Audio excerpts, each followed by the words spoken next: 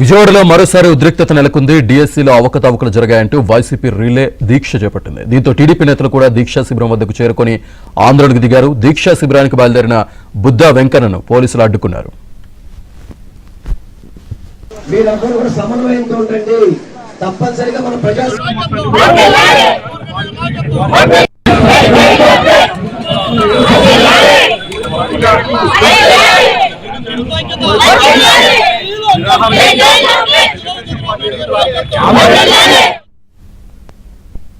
YCP relay దీక్షలు పోటాపోటీగా TDP ఆందోళనకు సంబంధించి పూర్తి సమాచారాన్ని మా కరెస్పాండెంట్ ప్రసాద్ అందిస్తారు. ప్రసాద్,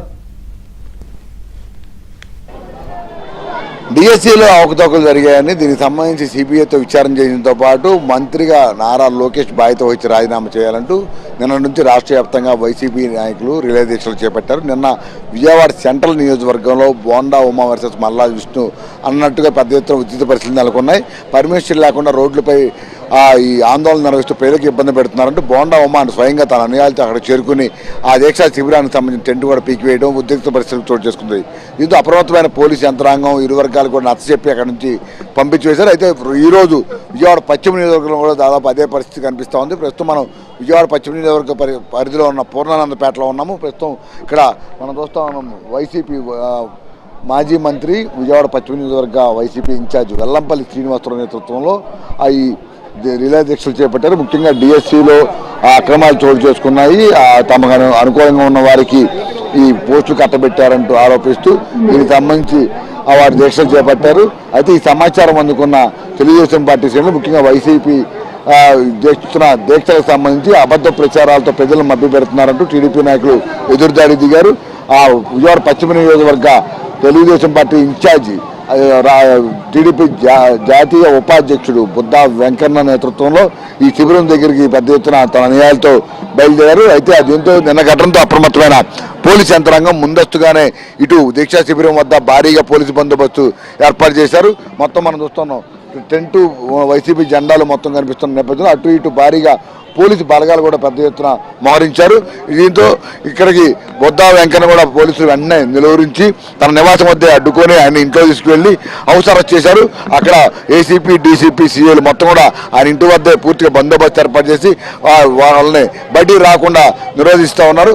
అయితే కొంతమంది బొద్దా వెంకన్న అనుచరులు తెలుగుదేశం పార్టీ కార్యకర్తలు పెద్ద ఎత్తున ఇక్కడ చేరుకొని ఈ దీక్షా శిబిరాన్ని చేరుకోవడంతో పోలీసులు ఇక్కడకు వచ్చి అప్రమత్తమైన పరిస్థితి కనిపిస్తూ ఉంది. చెప్పండి, ఈరోజు రాష్ట్రంలోని చెప్పు రాష్ట్రంలోని ఒక 5 ఏళ్ల అరాచక పాలన సాగింది. ప్రజలు 2024లో ఈ రాక్షస ప్రభుత్వాన్ని చమరగీతం పాడిన సంగతి కేవలం 11 సీట్లుగా పరిమితం చేశారు ఈ రాష్ట్ర ప్రజలు. ఇవాళ దొంగ డిఎస్ఏలో అవినీతి జరిగింది, అక్రమాలు జరిగినాయని చెప్పేసి ఒక తప్పుడు యొక్క నినాదంతో ఇవాళ ప్రజల్లోకి వచ్చేసి తప్పుడు వాగ్దానాలు చెప్తూ తప్పుడు మాటలు మాట్లాడుతున్నాడు. తప్పుడు పార్టీని ప్రజలకు గుణపాఠం చెప్పారు. అదేవిధంగా ఒక ప్రభుత్వం చంద్రబాబు నాయుడు గారు నారా లోకేష్ గారి నాయకత్వంలోని ఈ రాష్ట్ర ప్రభుత్వం ఒక డిఎస్ఏ కాదు, ఒక పబ్లిక్ కమిషన్ ఉద్యోగాలు, జెన్కో ఉద్యోగాలు, ఇటీవల 7,500 పోలీసు రిక్రూట్మెంట్ జాబులు, ఇవన్నీ కాకుండా ప్రభుత్వానికి సంబంధించిన ఏవైతే ఎగ్జామ్స్ ఉన్నాయో అన్నిటి కూడా పెట్టి ప్రభుత్వ ఉద్యోగాలు కల్పించిన ఘనత నారా చంద్రబాబు గారిది, నారా లోకేష్ గారిది. ఇది 5 ఏళ్ల పరిపాలనలో ఎక్కడైనా సరే ఒక గవర్నమెంట్ ఉద్యోగం కానీ ఒక గవర్నమెంట్ ప్రమోషన్లు కానీ విచారాన్ని నేను ప్రశ్నిస్తున్నా. ఇవాళ నారా లోకేష్ నాయకత్వంలో, నారా చంద్రబాబు నాయకత్వంలో పరిపాలన ప్రశాంతంగా సాగుతుంటే వీళ్ళ మనుగడ కోసం, వీళ్ళ రాజకీయ మనుగడ కోసం తప్పుడు నిరాహార దీక్షలు చేసి తప్పుడు మాటలు మాట్లాడి ప్రజలు పక్కదావ పట్టేస్తున్నారు. 2029లో వీళ్ళు 11 సీట్లు కాదు కదా, 1 సీటు కూడా వీళ్ళు గెలిపించే అవకాశం లేదని హెచ్చరిస్తున్నారు. చెప్పండి, అంటే ఇప్పుడు చూస్తాను ఈ డిఎస్సీలో అవకతవకలు పాల్పడడం వల్ల తాము సిబిఐ విచారణ డిమాండ్ చేస్తున్నాం. కూటమి ప్రభుత్వంలో ఎంతో పారదర్శకంగా నిర్వహించిన 18,000 టీచర్ ఉద్యోగాలు మీరు ఎక్కడైనా పరిశీలన చేసుకోవచ్చు. ఓపెన్ డిబేట్కి లేదా ప్రెస్ ద్వారా డిబేట్కి నారా లోకేష్ గారు జగన్మోహన్ రెడ్డిని ఆహ్వానించారు. దానికి భయపడి దానికి సమాధానం చెప్పడం చేతగాక ఇలా దొంగ దీక్షలు చేస్తున్నారు.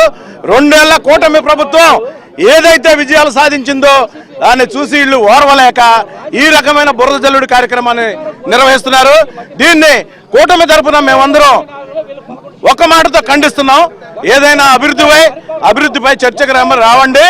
మీరు చేసిన అభివృద్ధి ఏంటో 5 ఏళ్లలో, మేము ఈ 2 సంవత్సరాల కాలంలో మా ప్రభుత్వం చేసిన అభివృద్ధి ఏంటో మేము చర్చకు సిద్ధంగా ఉన్నాం. అంతేగాని ఇలా ప్రజల్ని పక్కదోవ పట్టించి వాళ్ళ విధులకి ఆటంకం కలిగించే విధంగా ప్రవర్తిస్తే మాత్రం చూస్తూ ఊరుకోబోమని వైఎస్ఆర్సీపీ వారిని హెచ్చరిస్తున్నాం. మేము ప్రజాస్వామ్యబద్ధంగా నిరసన వ్యక్తం చేస్తే టీడీపీ నాయకులు ఉద్దేశపూర్వకంగా అడ్డుకుంటున్నారని చెప్తాను. ప్రజాస్వామ్యబద్ధంగా చేయడం తప్పుగా, కానీ మేము చెప్పేది ఏంటంటే ప్రజలందరూ కూడా కోరుకోండి. మీకు సిగ్గుందా అధ్యక్ష చేయడానికి? 5 ఏళ్ళు మీ ప్రభుత్వం ఉంది, 5 ఏళ్ళు ఒకటి నియోజక నియామకం చేపట్టారా? ప్రజలందరూ కూడా 60 లక్షలు ఏడ్చారు. అయ్యా మీ ప్రభుత్వం మాకు వద్దని చెప్పి మీకు తీర్పిచ్చారు, అయినా కానీ మీకు సిగ్గురాలా? దీక్ష చేసుకోవడానికి ధర్నా చౌకులు ఉన్నాయి, ధర్నా చౌకులు మీరు ధర్నా చేయండి. ప్రభుత్వం ప్రజాస్వామ్యం ఎవరైనా మార్చు, కానీ మీరు ఏం చేశారని చేస్తారు? మీ హయాంలో ఒకటైనా నోటిఫికేషన్ రాలా? డిఎస్సీ నోటిఫికేషన్ నిర్వహించుకోవడం ప్రభుత్వం నిరుద్యోగ నియామకాలు చేపడతారు. మీకు ఎందుకు? ఇవాళ లోకేష్ గారిని చంద్రబాబు గారిని ప్రజలు చూస్తూ ఉంటారా? ఇవాళ 2 సంవత్సరాలు అనేక రకమైన పథకాలను ప్రజలకు అందించిన ప్రభుత్వం ఏదో ఉందంటే కూటమి ప్రభుత్వం. మీరు చేయని పనులు మేము చేస్తున్న అద్దుతా ఈ నాయకులందరూ కూడా ఒకటే సూటిస్తున్నాం, ప్రశ్నిస్తాం.